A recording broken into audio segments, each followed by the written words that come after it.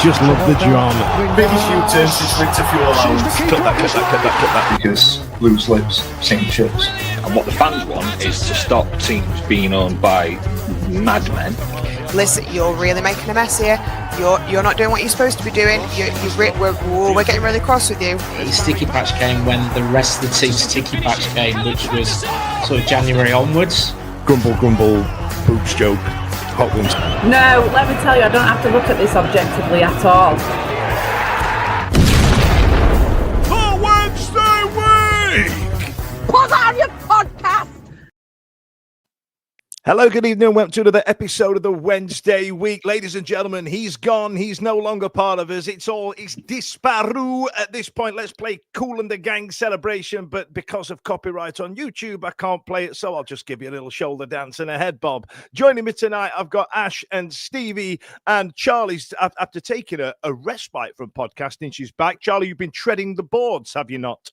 I have indeed, but I'm back just in time for everything to be okay. Isn't that great? It sounds like it worked out splendidly. Yeah, everything's going well. You've crept back on Twitter. You're creeping back on podcasts. So you're fair weather fans, are you, Chess? Absolutely. I'm only here for the good times, so I'm scarcely here. So I've spent a lot of time here. Tell us about the show. Tell us about what you're doing. We're doing a Terry Pratchett play called Weird Sisters. Turns out nerds love coming to the theatre, so we had our most successful show since COVID, so that's really lovely. Sorry, let me make a note of that. Nerds, I don't know if my headphones are working. Nerds like what? Nerds like coming to the theatre and seeing plays, so we sold loads of tickets to a bunch of lovely people, so that was nice. Sweet child of mine. But now I've got post-show leg, so I'm gross. Now, ladies and gentlemen, I also would like to offer an on-air apology to Charlie. As you can see, we're both wearing the third strip.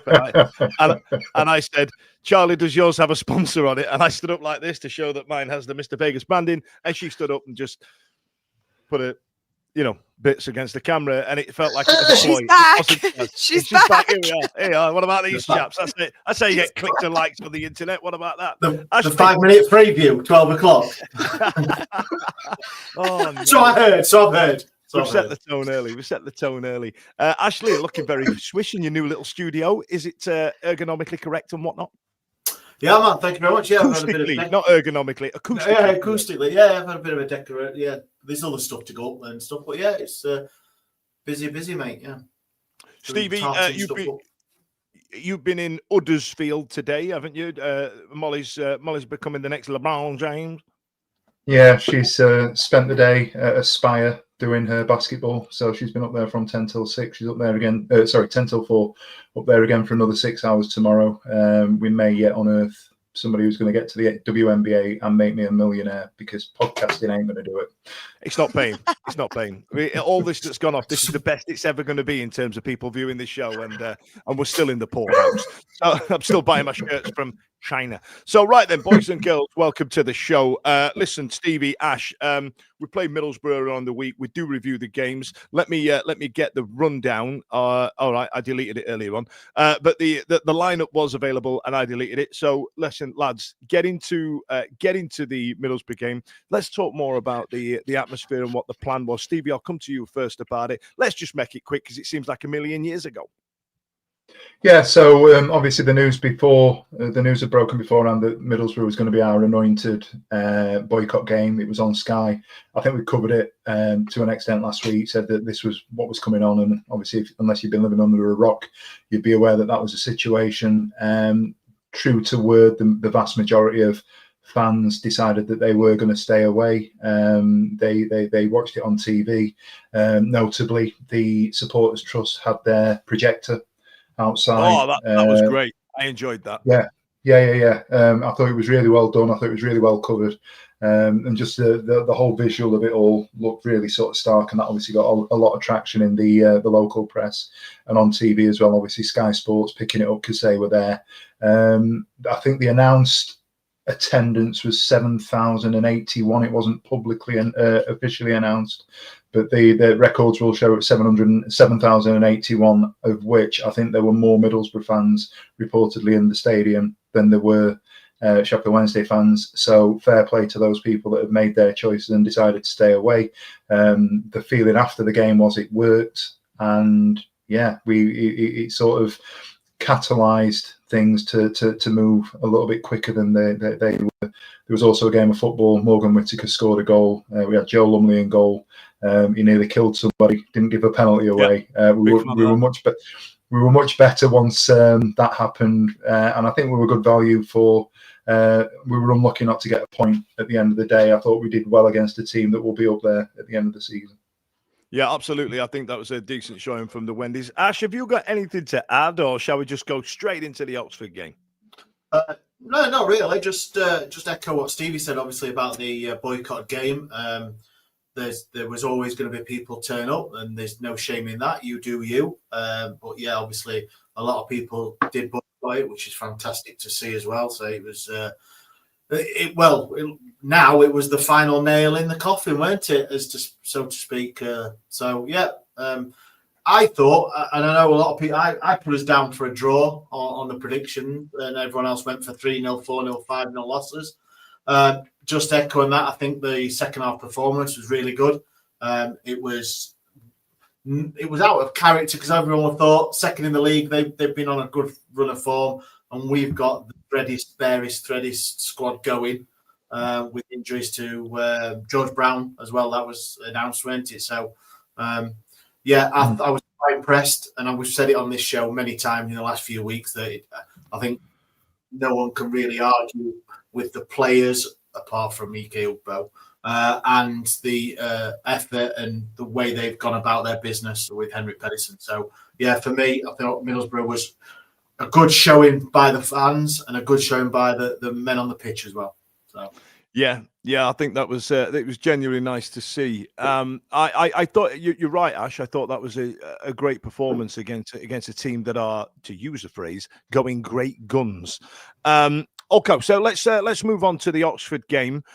Going into the Oxford game, Chaz, I felt a sniff that the crowd might, they're going to be buoyant. You know what I mean? I'm going to get into what used to be called the timeline of terror. It's now called the timeline of triumph. I'm going to get into that post talking about this game, but obviously we can drop in and out. I felt that with the newfound confidence and the newfound voice that the fans would have, I felt like this could have been a win for the Owls. Yeah, absolutely. Like we all know what that kind of backs against the wall spirit thing does at Hillsborough. Like we saw it in the the second leg against Peterborough. Like it's very much that kind of when she's packed, when she's bouncing, it's a really formidable place to play. And I think it's probably also a little bit of a naughty game for Oxford, a little bit.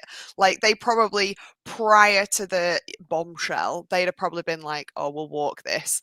But they must have been aware then going that they were going to be going, it's going to be sold out, practically sold out kind of thing. And I think for the players, like having had them come out, like particularly like Bannon having come out and sort of said how much it's affected them not having crowds there, you can sort of then see, well, in theory, if we've got tons of us there cheering you all on, by rights, then therefore you should put in a good performance. So yeah, I think certainly there was a real aspect of it's not about the football either as well. To a certain extent, it was more than just what the game was going to be. And I think having that little bit of a sense of that sort of made it easy. It probably took the nerves off a little bit. They could have got pumped 10-0, and to a certain extent, everyone would have still been like, we'd have still been cheering and shouting. We'd have still been cheering and gobbing off. So. And having pints at half time. I should also just go on to mention, it's taking me 10 minutes to remember this, that Alex Miller will be joining us in about 20 minutes to try and make sense of some of the things on and off the field. I should have mentioned that earlier on. Now, as we go into what we were talking about, our feelings prior to the game starting, these were our predictions. Holly went with 3-1, Ash 1-0, John 1-0, me 1-0, Simon 2-1, Stevie 1-0, and Charlie was on crack and decided... Really went for a 3-0 win. Phoned that one in, didn't you, Chaz? Yeah, I was when you asked for the prediction, I had at that point had a lot to drink. I was delirious. So Was that along the thread where you went, I'm really, really drunk and I'm with my friends and I'm talking to him about Wednesday and he's gone and nobody else here cares. It's just me. And I'm really happy. Nobody knows what I'm talking about. Give me 20 minutes and a double G&T. I just need to talk at you. Like, I know you don't care. Just sit there and shut up. And I'm going to talk to you about this. And then I'm going to have 4 more gins. So, yeah, I think I did say when I gave my prediction, I wanted a drunk disclaimer on it. I specifically did say, please point out. You really did. We'll start putting a pint emoji, Ash, next to, There's a reason. There's 2 reasons why I ask at 10:30, 11 o'clock on a Friday night. That is one of them, because a lot of you go out drinking and all that. And the second reason is I forget to do it so early on. So Okay, so listen, we normally talk about the lineup, but I don't think we need to talk about it too much. Lumley, Fuzia, Palmer, Iorfa, Maxlow, Amas, Valerie, Ingleson, Bannon, J-Lo and Kadamatri. Once again, it all comes down to the fact with who's going to be starting up front, because that's the only position we've actually got any depth in. Lumley obviously joined us through the week, but once again, we'll get into that later on. So, Stevie, the game started. Let's talk about the change in atmosphere and about the things that happened before the game. Let's start into some of that. Yeah. So, given the good news that was obviously, I say good news, given the news that sort of dropped on Friday, and I think the biggest factor in it was the sudden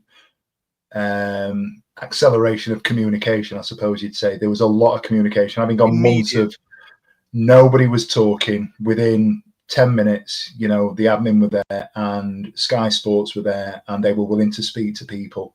And I know we're talking Saturday, but just that communication created an upward trajectory, an upward feeling, a groundswell of positivity, if you like, in terms of being there on Saturday. And there was a message sent that we needed to be out there and support. And we answered that as best we possibly could. I wanted to go down there as early as possible. Met my sister. She picked me up. We dropped down and we park up Herries on Scraithwood, I think it is, the little estate that goes just under the bridge and up. And as we're travelling down the hill, cars were lining there at 1 o'clock. You could see, you knew it was going to be busy and you could feel it. Walked down to the shop. Absolutely rammed. It was absolutely heaving. There were people saying it was 100 deep. There were people talking about the fact that they'd been queuing there for 45, 50 minutes, if not longer. The gear was just flying off the shelf, sort of thing. There were no shirts left. Actually, there was the away shirt left, but that's another story. You can see which ones are the more popular ones. So, getting into the ground. We've gone from having nobody on the concourse to the concourses being absolutely rammed. One thing I would say, there was an appeal for people to be patient, and people were being patient because there was less in terms of kiosk staff, in terms of supplies. There wasn't a great deal of food on the south. They sold out relatively quickly. Some of the kiosks were being operated by one person only, which led to a sort of a delay, but there was no negativity. It was all positive. And then you got out there, and as soon as you walked out onto your seat, it was buzzing, it was vibrant. You could feel that there was something different in terms of the atmosphere.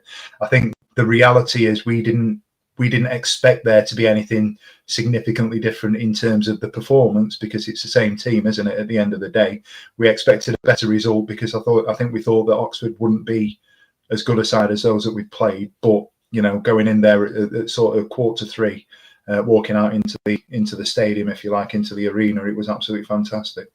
Yeah, I was smelling a win as soon as that happened, and then was the player statement prior to the game? Am I getting that right? Okay. My recollection is it was Friday night. Okay, so prior to the game, the players released a statement. Obviously, there was a groundswell of things that Chansiri had held back over his more recent period of his tenure, and obviously the players were frustrated as well. And so there was 122,000 people watching a live stream of the seats getting removed from the North Stand, which I thought was absolutely incredible. 122,000. That is, I can't even do the maths, but I'm pretty sure I'd love to work that out in percentages of a 6,000 seater stadium, or you know what I mean? Like that's 4 Hillsboroughs sat watching seats get removed. You know what I mean? And then the players released a statement saying, to the fans of to all fans of our club, we the players want to say directly to you, our supporters, how much we appreciate the lengths you've gone to protect this great club and that we all love so much. Whilst we fully understand your stance and the measures you've took to force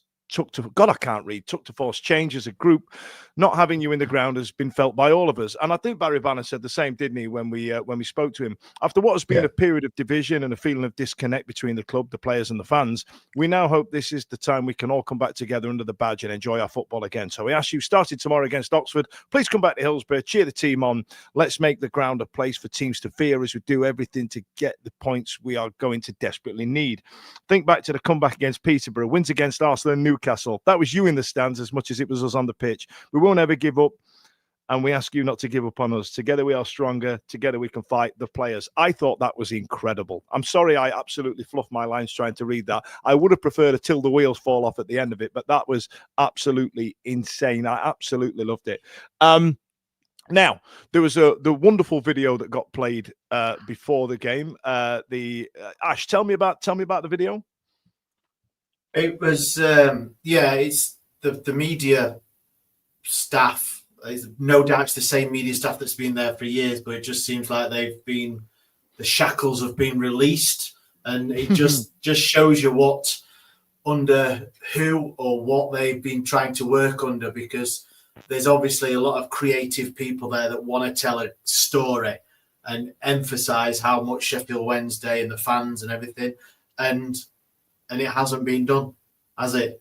So the video that was released, as well as the statement, and just from Friday morning, should we say, that the media team have excelled themselves, and for whatever they've been done or could have been done, it's been fantastic. So really good, mate. The video, the statements, everything that they've done. So honestly, it's like you know, like if you had a job and all the managers just got sacked on the same day, and it was like run by the kids. You know what I mean? Like all the teachers have left school and they've gone, right, we'll get his bloody name off there for a start, and let's get a video mugging him off. And then we had this pre-match huddle, which I thought was one of the greatest things, one of the best pictures I've ever seen. I absolutely adore this picture. That's Barry winding him up. And then, Chaz, it went to shit. It didn't go to shit. That's really harsh. But I've never heard so many people have the wind pulled out of them from such a soft goal. And all of a sudden, there was a point where there was a realization that this is going to be a long season on the pitch. And I don't think any of the players are going to be under any scrutiny. Don't get me wrong. I know we're threadbare, but it really did take the wind out of us. And once again, the opposition scored as we're making noise on 10 minutes. It seemed, can we stop doing that, kids? Can we stop that? I mean, what was the one? Did we concede against Stoke or something when we were doing our chants against the chairman? Now we're clapping, everybody. Yeah, now we're up and about. They're still bloody scoring against us.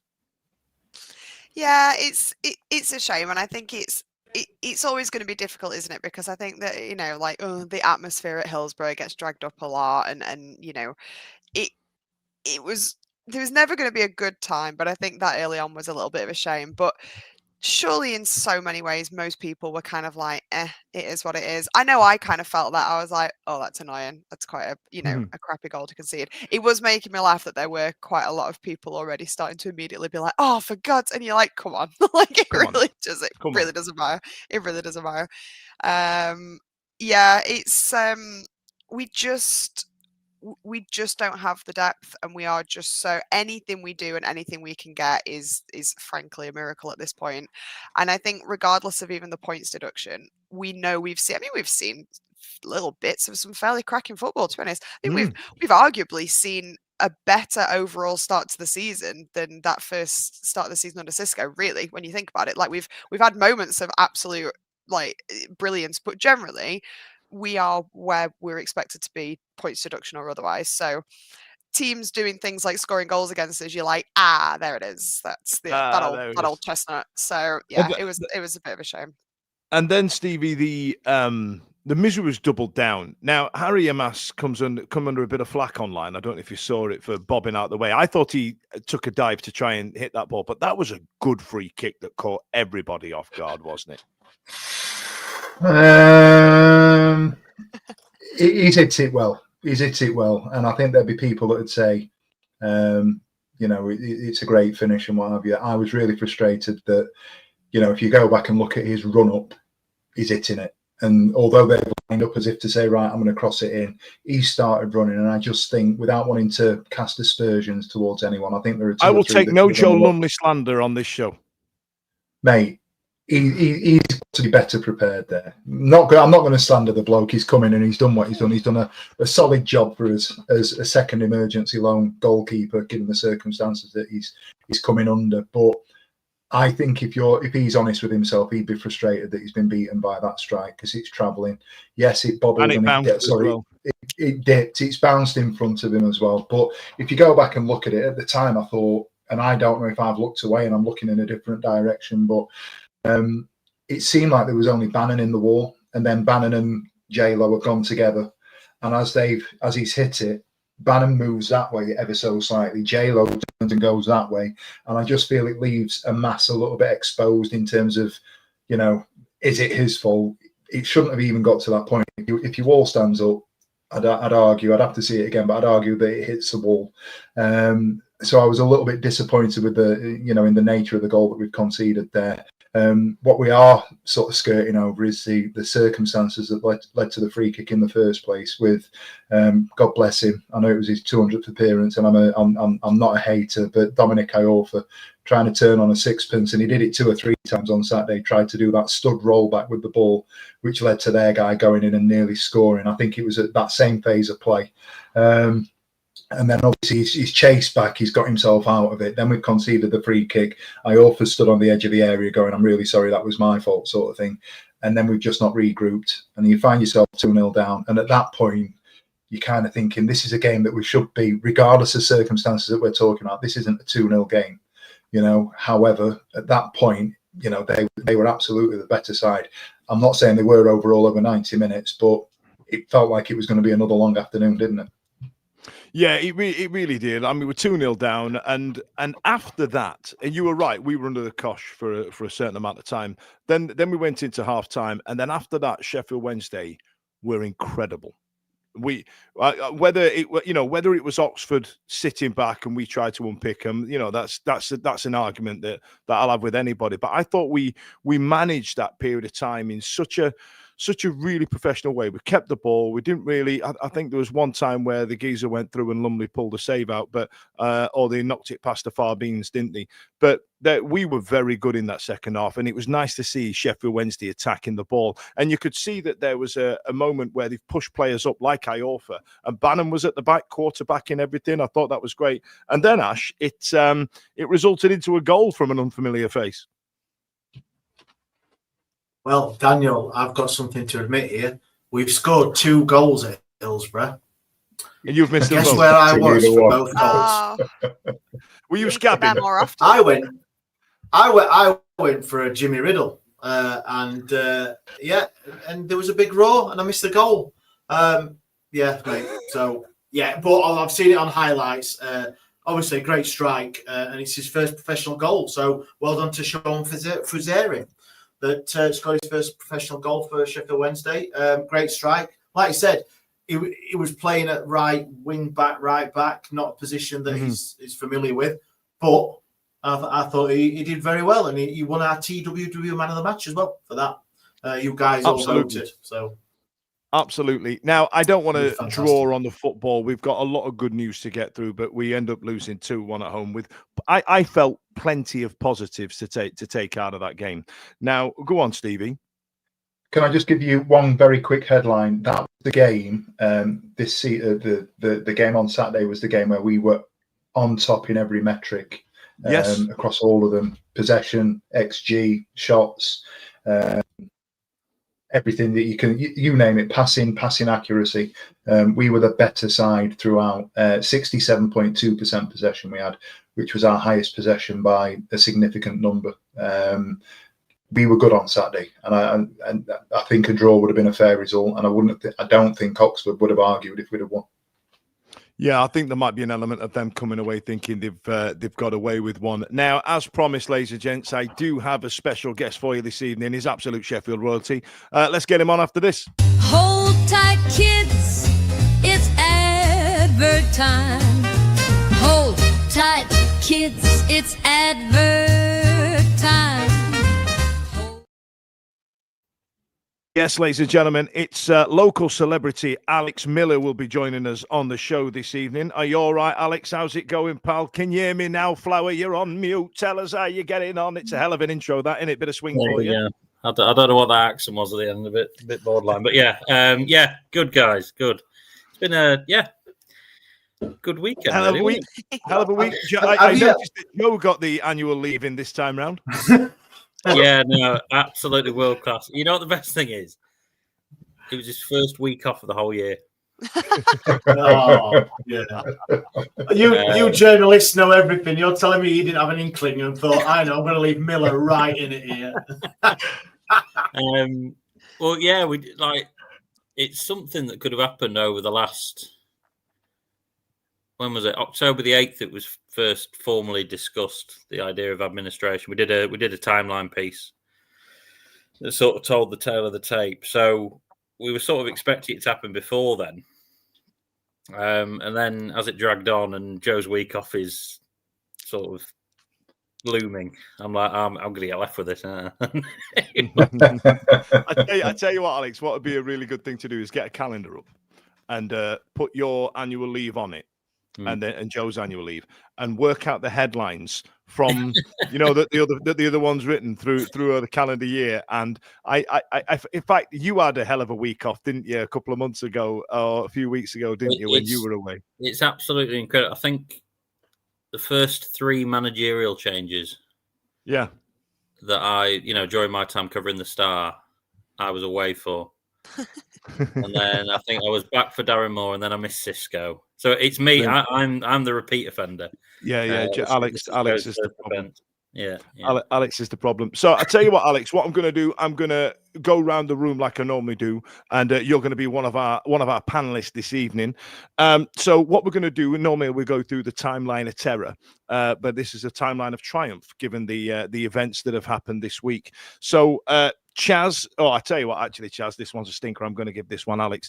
Alex, late on Tuesday evening, news emerged that a further HMRC payment was due, and now we're in the realm of £1 million in the red. That one got added in. Was this the first snifter of Chancery out that you felt coming? Well, no, they already owed $1 million. Yeah, and then the one last week got it up to somewhere between 1.6 and 1.7. Good Lord. So yeah, the threat of a winding up order was already there. And obviously when that one drops, it becomes very, very serious indeed. So it was never a case. I've been asked this a few times. It was never really a fear that like winding up, that's the end of Sheffield Wednesday, and it ends up being, the Wednesday FC playing off Stocksbridge or whatever. We'll have to rename this show. Yeah. Which would be the bigger issue, of course. But yeah, no, because there was a period. This is really boring for a podcast, but it's a technical. Go on, mate. We've got Stevie on here. We're not exactly here for pace tonight. You know what I mean? Right? But because there was a period where that winding up would have taken effect, anywhere between 4 and 8 weeks, the creditors could have put the club into administration. Right. Okay. So in terms of going into administration, was it Chancery's decision in the end?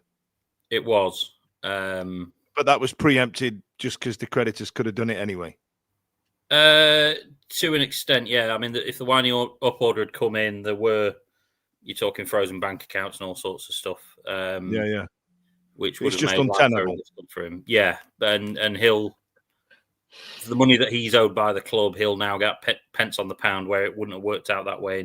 It's all complicated stuff, and it's all stuff that we've tried to educate ourselves on via just the headlines on Twitter. If I'm honest, Alex, you know what I mean. Yeah. So if you could put more information into just the headlines,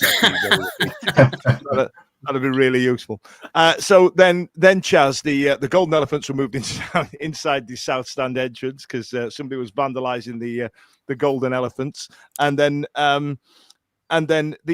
this projection on the side of the Kop I thought was brilliant, Chaz. I thought it was great. Yeah, just fantastic. I think, I don't know if anyone else felt this. I felt like the news almost came in like dribs and drabs that he'd actually gone, because I remember reading, because I've been off sick, so I remember reading like we've gone into admin, and I sort of did that thing where I went, well, that's enough phone for the day, and just kind of and was like, that's no more. And it was only then as I started Chaz is online and all, literally, you know what I mean? And then suddenly it was like, wait, this actually means hang on a minute. And then people are messaging me, a lot of people messaging me asking me for my in-depth financial opinions, and I was like, please don't do that. Like, again Alex, if you could put more information into just the headlines, you know what I mean, that'd be really useful. That was Wednesday, and then Stevie, we got a new signing. We got Joe Lumley over the line after Ethan Horvath's attempted murder against Charlton. I thought against Middlesbrough he made some absolute box office saves, but you could see why he was third choice where he was. Yeah, I think it was just we were in that situation, but it was just the uncertainty, wasn't it, around who was going to be starting in goal against Oxford, and there were people sort of asking whether or not it would be him or Horvath. But my understanding is that it had to be Lumley, because Horvath, because of the nature of the loan and the emergency sort of situation. If he'd signed for 7 days, it had to be him. It effectively put it all to bed, didn't it? Mm-hmm. Yeah, I think my understanding was that they had to nominate the games that he had to play, and they didn't know whether he was going to get a 1-match ban or 2-match ban, I think. So they'd nominated him to play, and then in that 7-day period, he had to play.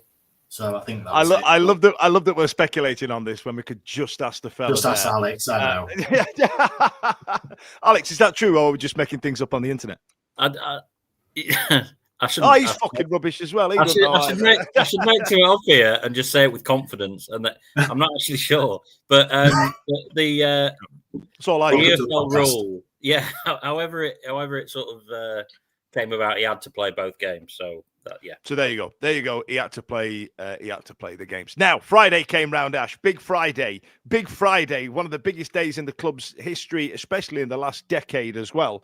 Administration was announced. Now we're in this weird thing where administration is normally a bad thing, but I've never seen anybody celebrate administration like this. This is absolutely nuts, isn't it?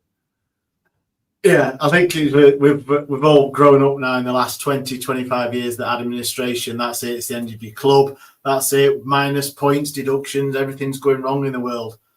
But it was quite the opposite, weren't it? It was. Do you feel that the minus 12, like, is it because we were already kind of in our heads subscribed to League One? We kind of know that's happening, so we go, whatever. No, he's gone. I don't mind. I don't care. And I feel like it might be that.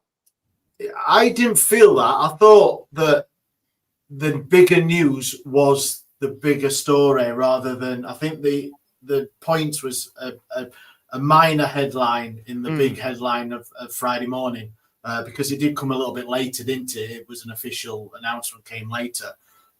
So for me, no, the minus 12 was just a blip, where the bigger story was the main story. And I think when it first come out, it was on the chats and the WhatsApp, it was like,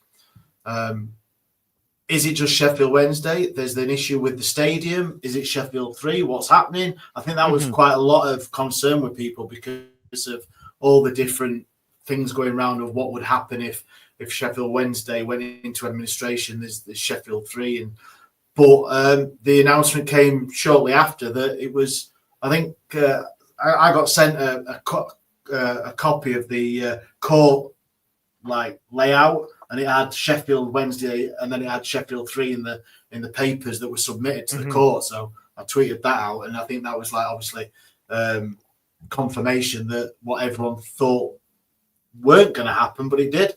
And I think that just put things into perspective of obviously it was the whole Sheffield Wednesday could become whole again. Yeah, that was. I think that reassured. I think that reassured a lot of fans. Now, Alex, when you come on this show, I normally ask you really difficult questions and ask you to talk about the really hard stuff. But I'm gonna get you to talk about something nice. The Steve Bracknell kit launch video, like, you know what I mean? I know. Comedy characters and things like that are quite subjective, and people can talk about what their sense of humor is and stuff like that. But I thought the message of it was absolutely outstanding, wasn't it? Like, this is us, this is ours. There was something dead. Like, I'm annoyed we've lost, more so because everybody was like nuts deep in that entire vibe, right? Yeah, it was spot on, wasn't it? And knowing Chris a bit, like knowing how much it hurt him to have to turn it down for all the right reasons. And obviously he'd said that publicly, and so there's so many different angles to that video. I think it was mentioned before when I was listening in the background. There's people at the club that, by association with Chancery, have got a lot of stick recently, and I think unfairly. And I think this, the last few days where everyone's going, "Oh, the communication is changed. It's brilliant. It's the videos that the media team are doing, this, that, and the other. The ticket pricing." It just goes to show that the people there would have quite liked to do this stuff all along. Absolutely. You know what I mean? And ultimately, a comms guy can only put out the comms that he's able to do. The guys in the ticket, or whoever makes those decisions, can only do what they're able to do. So it'd be nice to get a bit more of a clean slate from that regard, because we've seen in the last few days, what the actual attitudes are. Yeah, absolutely. Sorry, Dan, can I just ask a quick question? Does that include you as well, then, Alex? Yeah, come on, Alex. You can start calling the prick now on the paper, can't you? I'm not. Basically, what I'm asking is, obviously, there are things that you've been able to report, and I know, having spoken to you privately, there are things that I know that you can't say. Do you feel like you're going to be able to say a little bit more now, or be a little bit more open in terms of the way that you communicate around the club? In terms of what we report and stuff, no, I don't think so, because I think there's always been sort of a view of they can't go too far because they'll get kicked out and stuff. Well, I think anyone that's read our stuff over the last year or two, you were already you'd already stepped through significantly through that looking glass a few months ago, didn't you? But do you feel like it can be a bit more vociferous now, and just because obviously reporting facts is essentially your role, right? Yeah. And you can't put really too many editorial comments in there and things like that. But I also know that you also have to toe a certain line, especially with somebody volatile as Chancery. Like, fantastic businessman makes further great. Like, put that in your if headline. you just put the cold hard facts in, it's going to read a certain way, isn't it? Like, That's genuinely it. And the opinion pieces. I stopped doing opinion pieces on Chancery a little while ago because it almost felt a bit lazy. Like, it's a crowd pleaser, and it'd get me numbers up and stuff. But I'd rather spend that time digging around for the stuff that we've actually reported in the last few months. Yeah, but yeah, the answer I think is probably no, Stevie, because the stuff that we know, like you said, there's a higher threshold for having a conversation about stuff that you've heard and stuff, between that and actually put it in the newspaper. Yeah, and of course. Despite what some people might think about, they've got to toe a line or they can't go too far. If we believe something to be true and we can prove it to be true beyond all doubt, it was going in the paper. There was never any.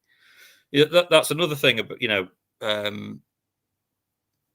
think it's fair to say that a number of us would have been banned from the club a number of times had it not been for people working beneath Chancery who get a lot of stick, who knew it was important that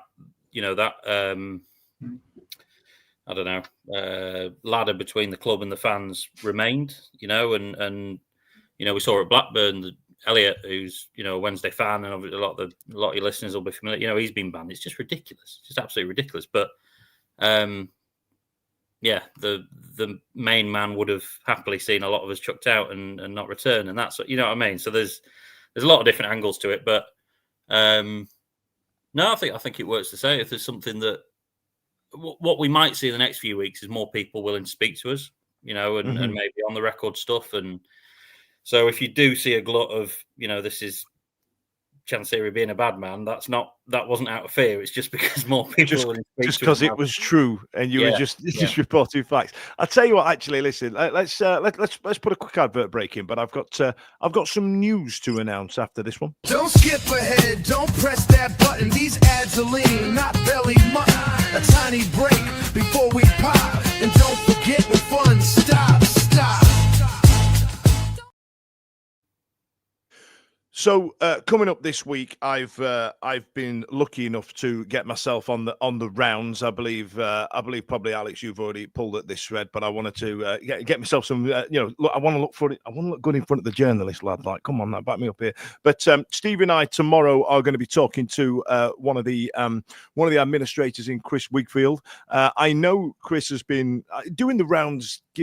Makes it sound like a disservice, but it's an opportunity to get the message out to the fans, because the message was come back to Wednesday. You've got your club back, and I want to give a platform to that. I know it's not the normal type of thing that we do here. We do the knob jokes and the Chansiri voice. And if you'd have been offline before, we'd have got the OnlyFans stuff. But there's a point here that I wanted to try and make, that getting Chris on and talking about it and spending a good amount of time with him will be a great opportunity to try and engage more fans who might not consume any of the other media that he's been on. You know what I mean? I want to get that message out as much as possible, because Chaz, the message is go and spend your money. As if I've ever needed any encouragement to go. My husband was like, who is this admin guy? I hate him. Boo admin. Yeah. He's the only person in the wider Sheffield area that's bothered. Yeah, I was like way ahead of you. I got the app up, I was scrolling, training top, get in the basket. Yeah, go and spend your money. And it's a tricky thing to ask people to do. Yes. Because it's not just like, oh, feel free to spend now, carry on as you are, buy a pint. It's like, we need your money. Like, we kind of need everything you weren't doing, do it now. And that is, I'm glad you've said that, Chaz. It's a complex thing, isn't it? It's not normal service resumed. It's like, help, we're skint. Thanks for your help, but also now we are absolutely in the shit. And I think it treads a fine line, and I think hopefully nobody is going to bankrupt themselves trying to stop their club from going bust. There are reports of people racking up hundreds and hundreds and hundreds of pounds in the club shop that hopefully was just hundreds and hundreds of pounds that they would have spent had they not been boycotting. It's a tricky one, isn't it? It is a tough. I'll tell you what, I'm gonna come to Ash on this very point. Now, regular listeners to the show know that I've known Ash for a significant amount of time, and he's renowned through our friend group as being somewhat thrifty. Tight prick is sometimes what's you. I think Charlie's got a good point there. It's a difficult line to tread, isn't it, Ash? Like, in terms of you may spend rather than can you please come spend. It's an odd line to go down, isn't it? It is when you're offering the absolute beauty of a training top, but for 90 quid. It is absolutely lovely, but I ain't buying one. Not that. Yes, mate. It is because obviously we've said a cost of living crisis for God knows how many years now, haven't we?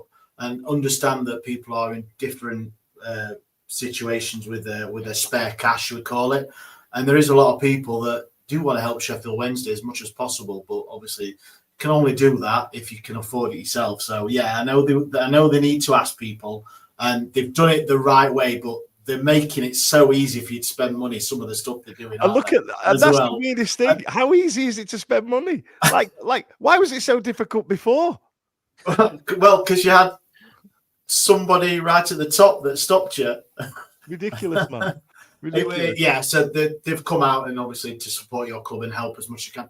Because look, we've seen over the weekend, and I know, Alex, you reported a couple of times and said that anywhere between 200 and 250 grand over the couple of days it was, or 3 days in the shop with tickets and pies, pints and everything like that. The trick is, and we've seen it today, to try and carry that forward, because you can only buy a shirt once, can't you? You can only buy a training top once. So that is the biggest expense when you come to replica shirts and stuff.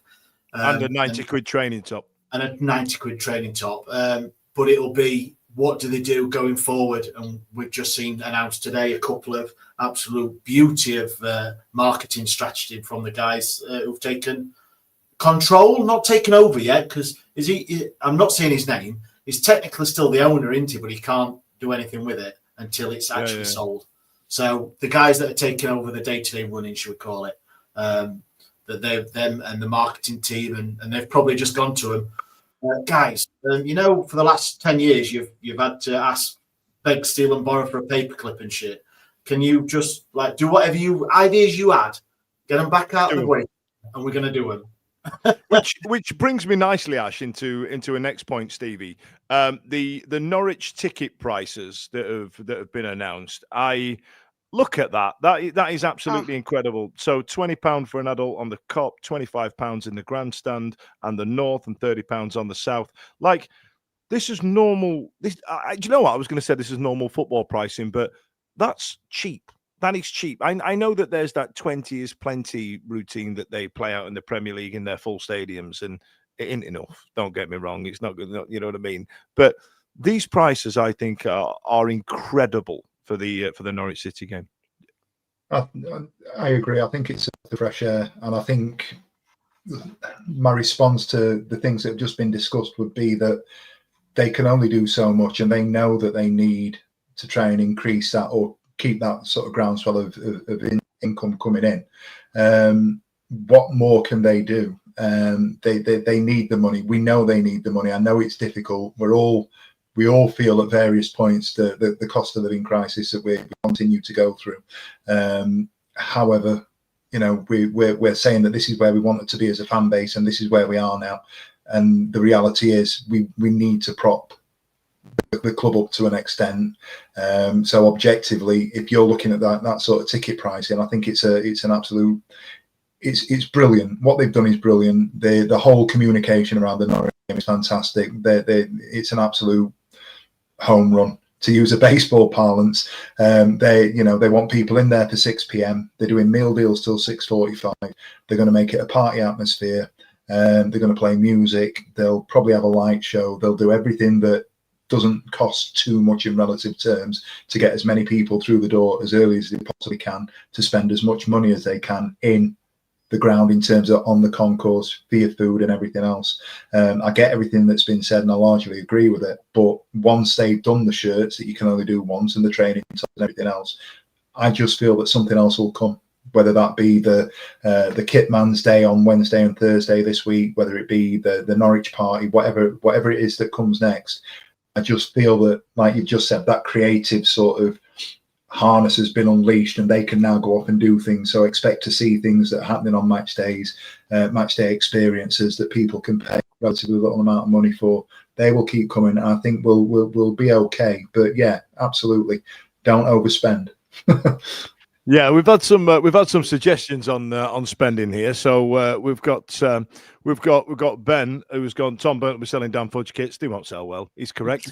And then Paul Turton said Chancery Halloween costumes might sell well in the shop. I feel like we could haul them out every year. You know what I mean? I feel like it's going to be a day in the Sheffield Wednesday's calendar of Chancery D-Day, and let's get some of them out. And then Punk Chef said if they can get a dunk tank in the club park, I'll get someone dressed as DC. You're raking it in. I'll chuck a £5 for some wet sponges on that. And then there's a normal suggestion here from Duncan Howe. We're chatting online the other day, suggesting a fourth kit, a yellow and light blue. Does the club need 4 kits? No, it doesn't. Is the away kit unpopular? Yes, it is.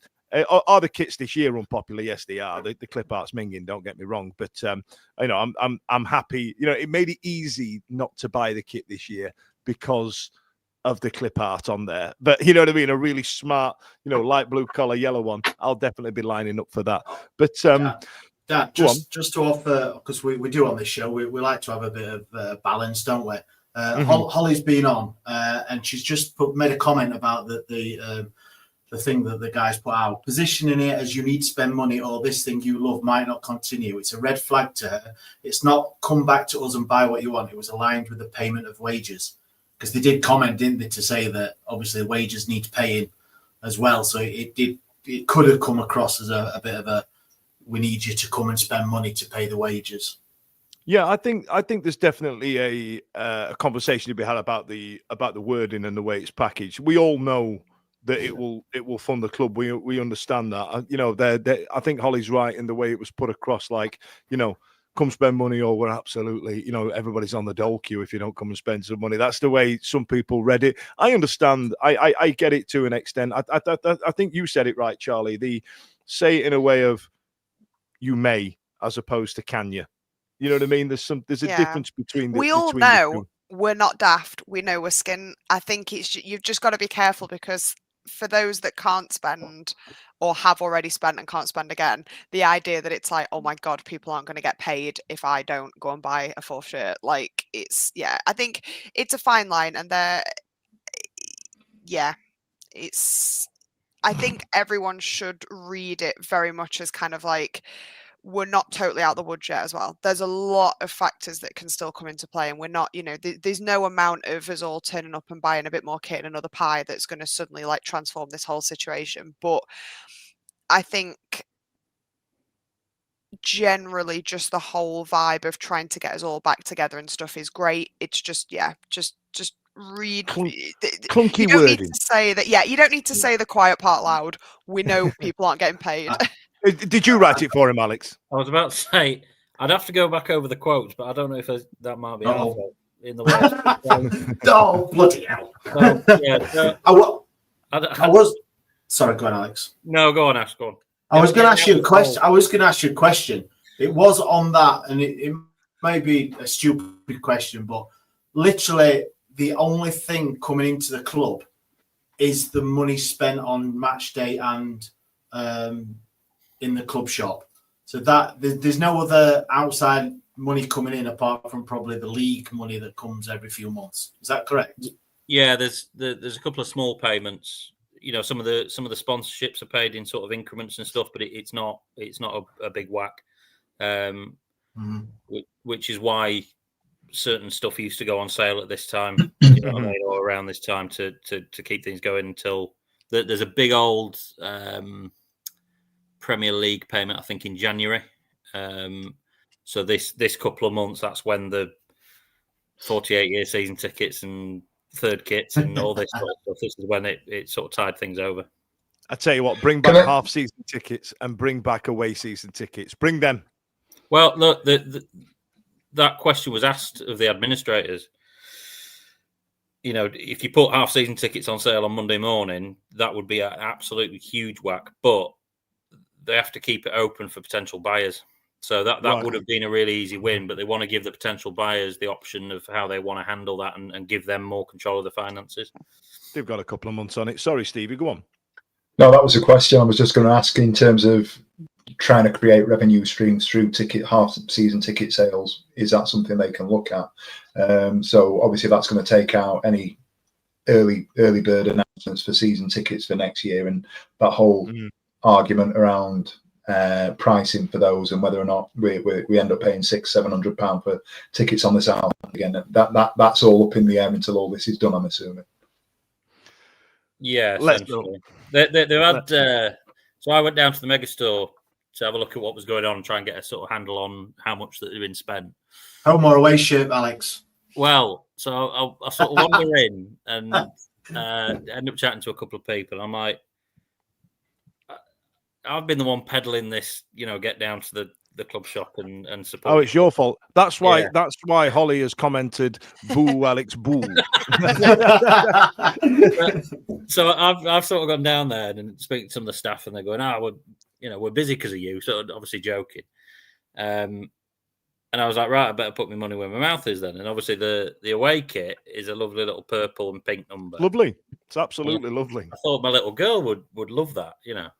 So I sort of marched up to it and I'm like, right, money where the mouth is, all the rest of it. And then look at the price tag and it was 62 quid. And I've had to... How old is your daughter, Ash, now? Alex, now? 3.5. 3.5. 62 English pounds. I know. So I bought it at the end. I never thought I'd willingly spend that amount of money on a child. You know, like the material's like a dish towel, you know what I mean? But yeah, I thought I better get behind it. So if anybody papped Alex paying and getting a bag from over the counter from the shop, please. He didn't queue up. He didn't queue up. I know he didn't. He went right to the front. Yeah, I did queue up, but I don't pay for.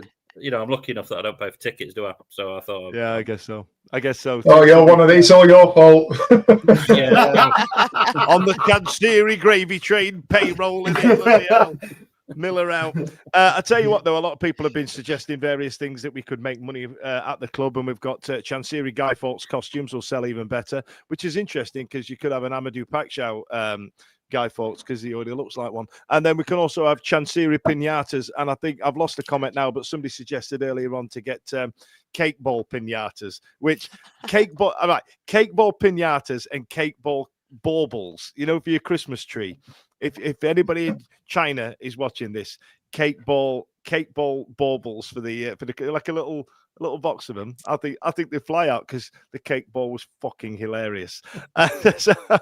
So right then. Oh, and then we had bring back Reggie Blinker wigs. I don't know why, but you know, both Icky Ugbo and Sean Fuseri have cut their dreadlocks off, but just bring them back anyway. You know what I mean? I'm sure Stevie will buy one to reminisce like the olden days. So right then, so 122,000 people. I've got to come back to this, Chaz. 122,000 people. Did you get on YouTube and watch the seats get taken out? Yeah. And I made my friends watch it as well. I was like, watch this. What am I looking at? Look, they're taking a chair out. Yeah. Keep looking. Yeah, of course I did. I think it got up to more than that, you know. I'm sure. I think it hit a bit more. I'm not sure. Maybe I'm wrong. But it was the fact that early on it was like, oh my God, 15,000 people are watching this. That's crazy. And then it just like skyrocketed. Absolutely amazing. Yeah, it was just so, I don't know. He was really gone when those chairs were coming out, because it was like, oh, you know, people were talking about really complicated financial things like, well, he's still technically owns a da-da-da and he has a and I'm like, I don't understand what any of that means. The second they were ripping it, I was like, he's gone.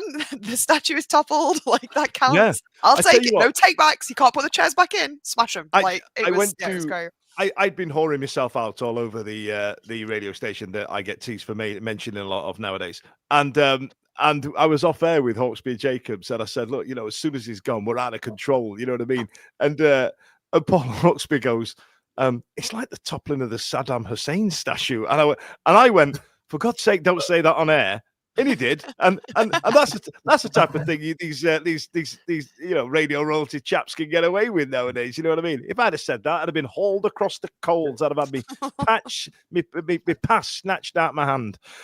What else have we got to talk about? Dan, I don't know if you caught it, but obviously our guest panelist here was in the stadium quite short after. Then he did a bit of a live video, which went down a treat, Alex. Obviously, watching it firsthand, should we call it? How did it feel? Obviously, you'd looked out onto that stand for a fair few years, getting in the stand early and everything. But it felt a bit weird for you, did it? Not like genuinely. I'm not hamming this up for clout or. I felt genuinely emotional. Mm-hmm. Like there was this. You sort of walk. Anyone that sort of sits in the south or has been in the south, sort of walk up, don't you? And it smashes you in the face. And I think that, you know, I haven't got a lifetime of Wednesdays and behind me. You know, it's not like me. It made me think of my granddad or, you know, any of this sort of stuff. But it was like, you know, I've got goosebumps now just thinking about that moment of because, like Charlie said, it's just you just felt this community sort of lifted in front of your eyes. And you know, I sat down and thought about it for a piece that I wrote later that weekend, and after, you know, Flint knocked down to Parma. I've never felt that way in a football stadium. It was such, even Wembley and all that sort of stuff. It was, it was incredible. And I think, from our point of view, like everyone else, we just sort of lived it for a year now, and taking calls at 11:30 at night, and sifting through EFL regulations till 2 a.m, all this sort of stuff. And I feel myself getting a bit wobbly now. Like, it just felt like that moment there was just like, kin hell, it's happened. You know what I mean? Do you feel like, like there's about, when you see people who work around Christmas, right? I work in hospitality, and there's always a vibe around these people that are all in it together, but they're all like in a good mood because it's Christmas. Like, morning, you're all right. And you're like, hiya. You know what I mean? Is it that kind of palpable atmosphere around the club right now? We were really unsure. So me and Rob were sat in his car in the Hillsborough Park car park at like 9 a.m. Was he talking very slowly? Doggy. Ashley. Oh, sorry, I thought I was on mute. We got the wrong car park, and it was an absolute disaster. It just wasn't what we turned up for at all. Yeah. You don't want your hot pants and you for no reason. I'll tell you what, if he sees this, he's going to kill me. But yeah, we were sort of waiting outside for hours, and there's sort of that moment, as soon as we get the WhatsApp, the court documents have been filed or have come back, and it's official, and that's when we can run our stuff. I thought we had this sort of moment of that initial celebration that, the witch is dead, or however you want to put it. But then walking up to the stadium, knowing that we were going to bump into some of the employees, it was literally like this. Right, okay, you're not walking in someone's workplace who's just been put into administration and in some celebratory mood. But then bumping into a lot of the people, I think there's that feeling of uncertainty, and it must be a scary time for them. But to a man, to a man and woman. Weird way to talk about Rob, that, mate. But it was genuinely a relief, and that uncertainty is always going to be there. But it was like, it couldn't go on like this. It was going to end one way or another. Do you feel like you've got a bit of a different job now? Do you feel like your job's changed a little bit? Oh, like you wouldn't believe. So I did 2 years of news at a different newspaper before, coming on this gig. And there've been weeks where I've written like 2 stories on football, right? And it's all been other stuff, and developing a bit of a relationship with with some of the employees, the staff and people on the ground there. It's a lot of the stuff is, sound really corny here, but sort of working for them, if you like, on wages and stuff. About halfway through, I spoke to one person there who ended up they were asking us, are we likely to get paid this month? Because they weren't able to get any answers from. They were asking you. Yeah, because the guys at the club couldn't give them a firm answer one way or another, because chances we hadn't communicated. And yeah, just this phone call. I always remember it. Phone call, and this person's on tears down the phone, to a local journalist, because it's become so difficult. And sort of from that moment, that when I can't dress it up any other way. It's been really hard the last few months, as it has been for everyone. It's I get that. But if I do this for another 30 or 40 years, that'll stay with you. I'll always look back at this summer, and hopefully we contributed in some small way. Ultimately, it was the fans that accelerated it and got him out. So I wouldn't take any credit for it whatsoever. Well, I tell you what, Alex. Look, you know what I mean. There's, and I want to echo this as well. But a comment here from Duncan saying, "Huge thanks to Alex, Rob for the etc." Joe just gets an etc. there for their coverage. They've been immense. And genuinely, I think you have. I've got a newfound, the conversations you and I have had over the summer stuff. I've got a newfound respect for journalism as a profession, job one. It's Ash and Steve who keep using the word journos on our tweets, by the way. I know it sounds like a slur when they say it, but they don't mean it like that. Yeah. Scumbag hacks. You'll notice anything that comes from me anymore will not be journos. I got called out last week privately, and forevermore it's journalist or artiste when it comes to you, Alex. And it's got the black emojis as well. So when Stevie puts that out, but I did big Alex up today with a professional. So you did. You did also say he was dogging in a car park. So I mean, we also talking about that. We did have a comment that said, "Has Ash been kicked off for dogging when you just get out there for 5 minutes?" No, I got a bit excited, and the Wi-Fi, not the Wi-Fi router thing out, the USB. Science. And then because you mentioned Rob Starton, we had a couple of people say, was he talking about Degfon? And Science had also said, Alex, if he has said to Rob, it's not Degfon. Yeah. There's been some absolute beauties of announcement. We had Delfon on TalkSport the other day. Delfon. We had Degfon Chancerai. That was Sam Matterface as he did that one. Yeah. Have you had subsequent information that it is Degfon? Because it's wrong. I think every single one of us that has covered the club in the last 10 years pronounces it in a slightly different way. I genuinely don't think anyone knows. I'm sorry, but there's only one way to pronounce the C word. So his name. It's going to be Chandamort for the rest of time itself.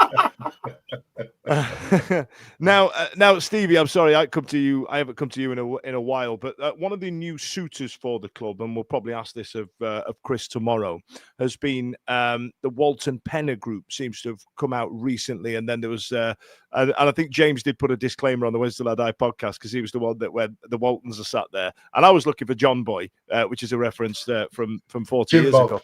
The Jim Bob and John Boy. Good night, Jim Bob. But they weren't there on Saturday. But these are the guys that are in charge of Denver Broncos, yes? Yes, I believe. And I may or may not be right with this. I think they own Walmart, or they've got links to Walmart as well. That might be wrong. Do you know what? A few years ago, if they'd have come out, I know Tom Burton would have been making up a load of Asda jerseys. But they don't own Asda anymore, do they? Yeah, they definitely have been linked. I don't know the extent to which, or how true that is, but if you want to talk from a financial point of view, they are 77.4 billion net worth, the richest NFL franchise in American football by 50 million. Something. So why are the Denver Broncos is shit? That's your wheelhouse. If we were talking Spurs, or we were talking Warriors, or we were talking Bulls or Heat, then come and talk to me. I have no idea what NFL is. Bulls and Basketball season's just started. Fair enough. So so you might get your expenses paid finally, Alex, if they get in touch. But we'll ask all this of Chris tomorrow.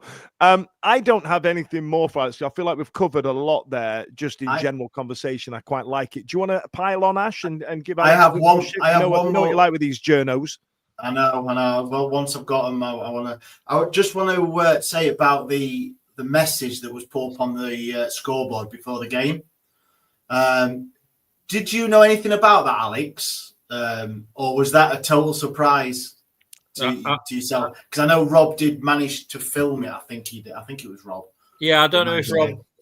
No, I don't know whether someone sent that to Rob. It was further on from where he'd be sat. I don't know. I've not spoken to him about it. But yeah, no, it was a complete surprise to me. I, like everyone else, because the song was halfway through, wasn't it? And then it went ding ding, and I'm sat there going, "Oh no, they've got everyone in the ground. This is like the bold new era, and the music's gone off."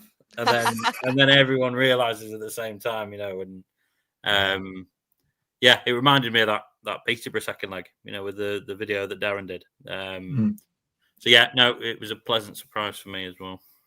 Yeah, it was something fantastic, wasn't it? Because it was like I say, out of the blue. And then people just it went a little bit quiet, didn't it? When everyone realised, what's this coming up? And then it said, like, I'm not saying the name .exe, and then it come up, didn't it? There's loading, rebooting, and then we have it. It was inspired, and like I mentioned earlier, the media team, whoever come up with that, we've lauded the DJ for the last few weeks for his song collection for pre-match and half-time.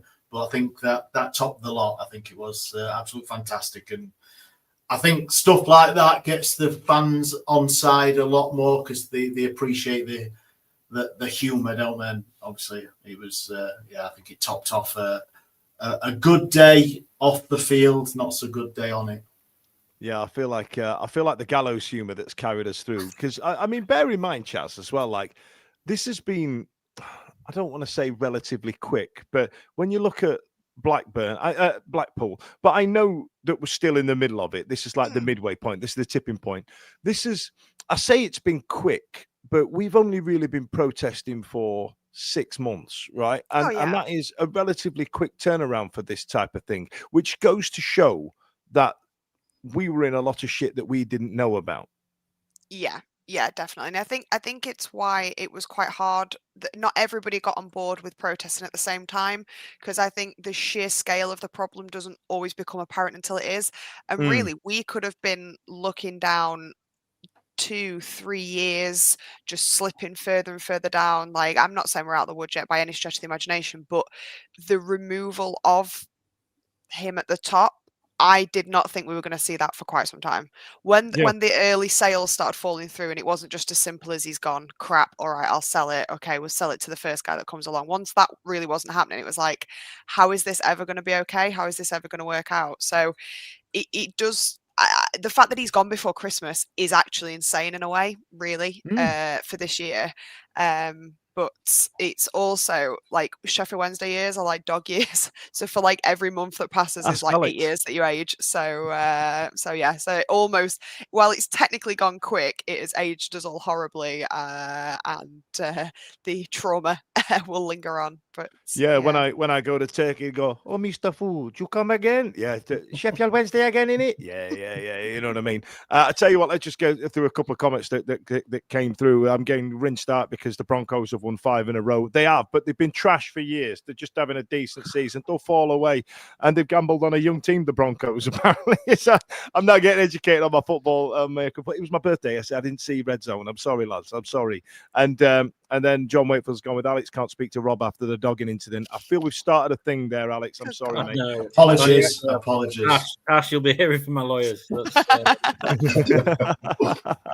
And in terms of dog years, Charlie, Ben's gone with how old is Ted the dog, because he got a great area yesterday. One of my favourite games. I think it was just me playing it with a couple of lads on Twitter. Can we get him on the pod, please? Can we get Poochie on the pod? Am I Wednesday with Ted the dog? Yeah, what's it like supporting Wednesday, Ted? Rough. Yeah, well done. Thanks a lot. Bye, Wednesday. See you later. That's an old Russ Abbott gag for you there, kids. I tell you what, that's all right. But I tell you what, we met Ted the dog, didn't we, Alex? He was down at the he had his own banner. He was down at the London. I keep saying the London riots, the London protests at the the London riots. I think that's what Mark the Pitts morale had come down for. To be fair, but he was vastly disappointed. Like, you know what I mean? There were some characters down there, weren't there? It was a cracking day. That, but this is what I mean. You look back in the fullness of time, and all this stuff, and the effort that it went in, and a weird few months, but a lot of cool stuff. That sense of community, and if whoever comes in and does get it right, it's ready, packaged, and ready to go, isn't it? Absolutely. Alex, do you expect to be very busy this week, or are we now in that lull? I think there'll be a bit of a lull. So, it'll sort of depend on a few phone calls tomorrow, and who.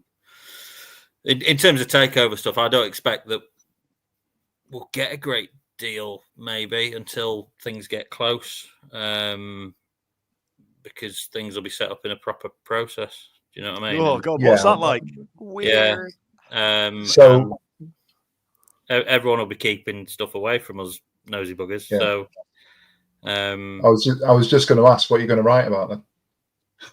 Yeah. You know what, Stevie? What John at Somerbore is up to these days? Because they always go well, don't they, Alex? They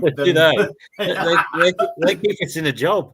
You know, all the exclusives we've done all summer, and how's Anthony Masaba getting on in Turkey? Is the one to, Dan could go and see him. He's booked in next month. I'll pop in, see how he's getting on.